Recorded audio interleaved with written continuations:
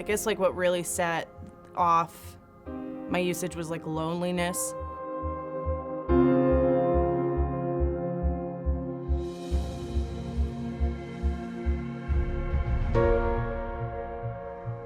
When I think about my life in active addiction, it was very much my whole purpose was finding ways and means to get more.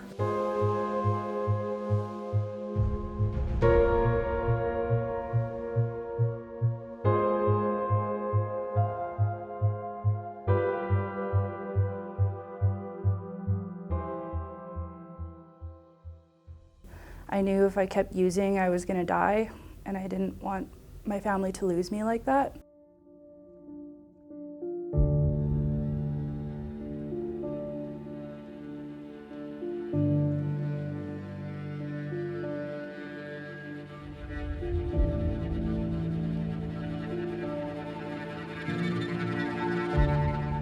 How old were you when you first tried drugs?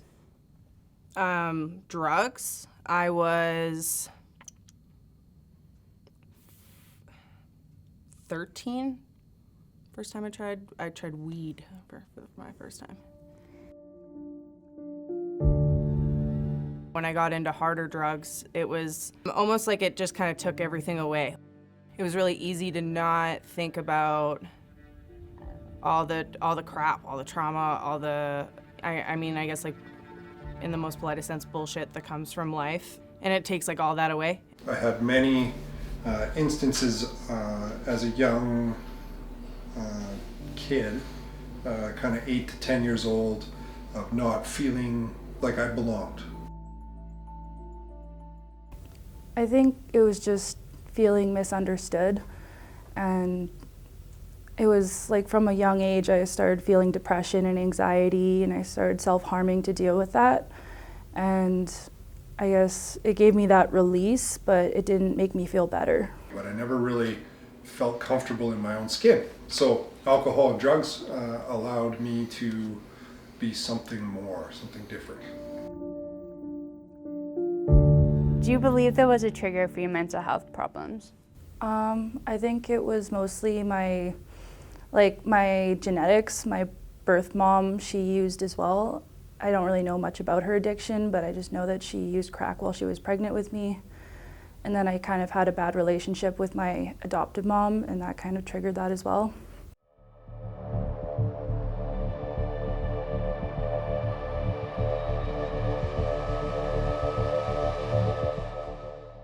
If you know anything about small towns in Saskatchewan, you know, moving there is not always the greatest. You're often kind of outcasted, and I got bullied a lot. I guess I felt like I had no way out.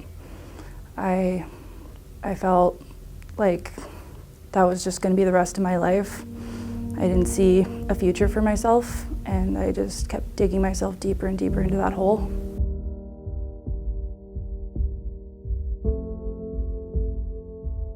It just took 3 years clean for my drug of choice.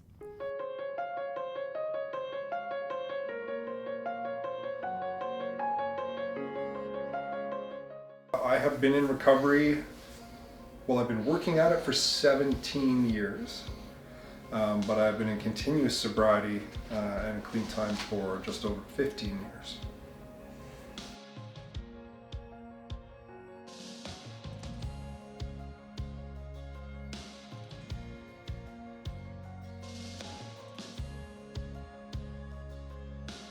"16 months. In 2 days, it'll be 500 days.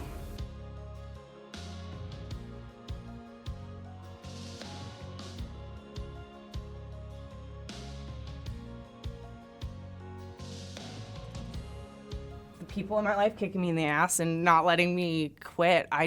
I'm blessed enough that I didn't have an option. It was recovery or nothing. I couldn't bear to lose the people in my life. Well, obviously my daughter at the end of the day is always that like beacon and has always been that thing.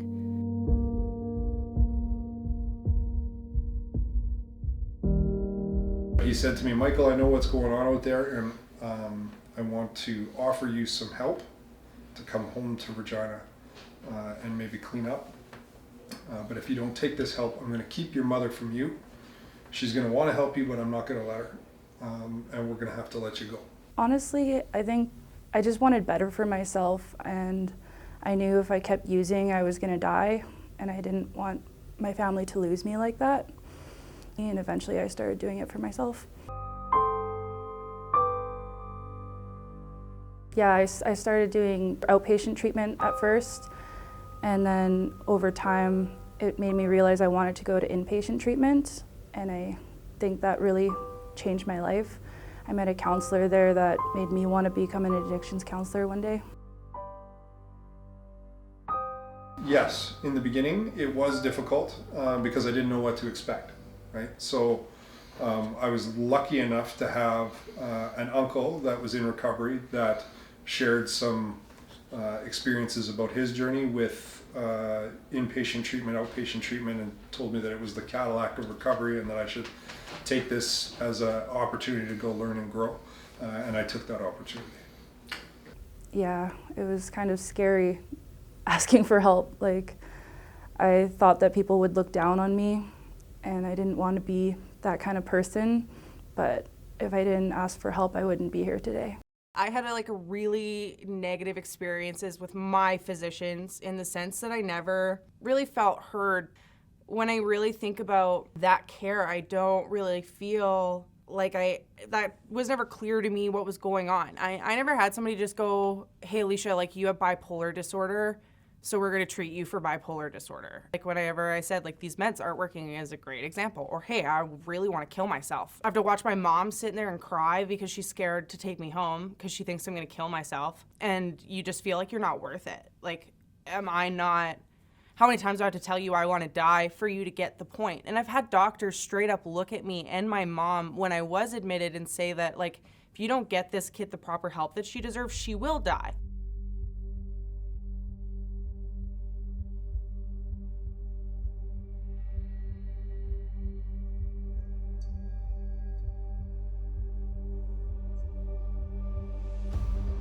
It's quite concerning for us, and this isn't just a police problem, this is a community event. It's been talked about that this is an epidemic, and I would agree.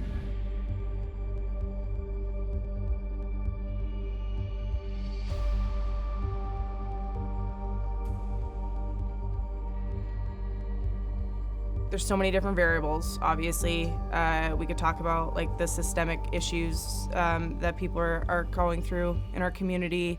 We could talk about the lack of connections, the lack of resources. Like, there's just so many variables. But in my personal opinion, I feel the need for that constant support and to be able to meet people like kind of where they're at. And there's really a lack of resources that can actually do that for people.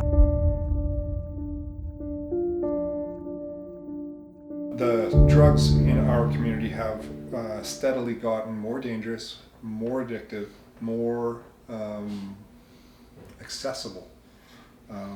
We have a poverty line and gap that is continuing to widen, and it's, in my opinion, still a pretty heavy stigma attached to drug and alcohol use, which people that are trapped in it are stuck, and people that don't know enough about it are stuck trying to help because they think these people should just stop using drugs and get a job and life would be great. Addicts are people, and we need to treat them the way that we would treat anybody else. And I think that we need to also just think about how we're funding resources at the end of the day and not putting a Band-Aid on a bullet hole. We've come a long way.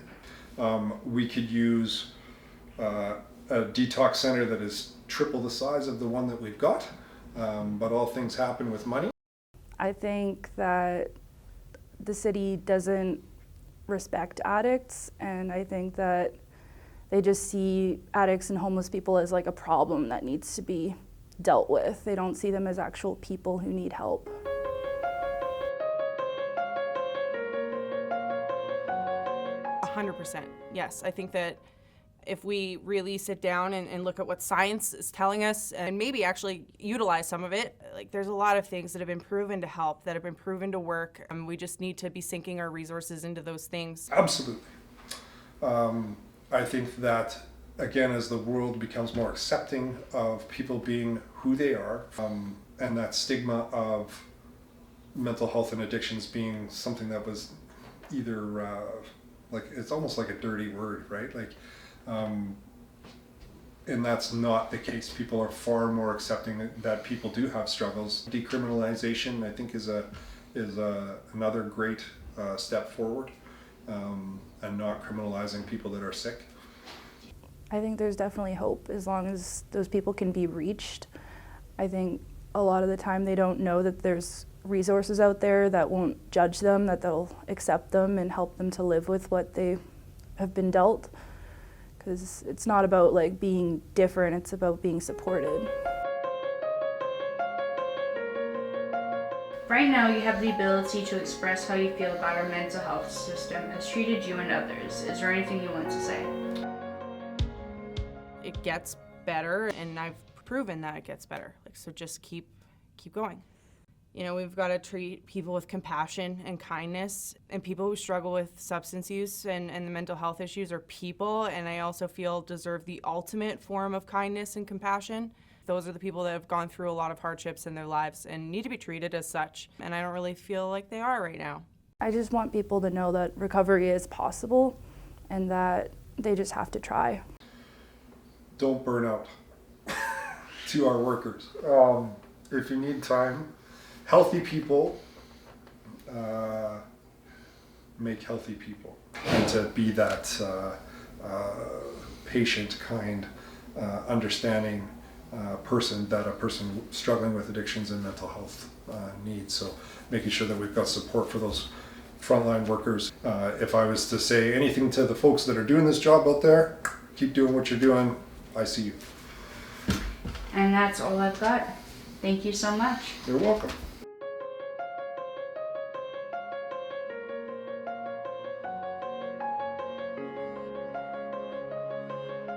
Grant me the serenity to accept the things I cannot change, the courage to change the things I can, And the wisdom to know the difference.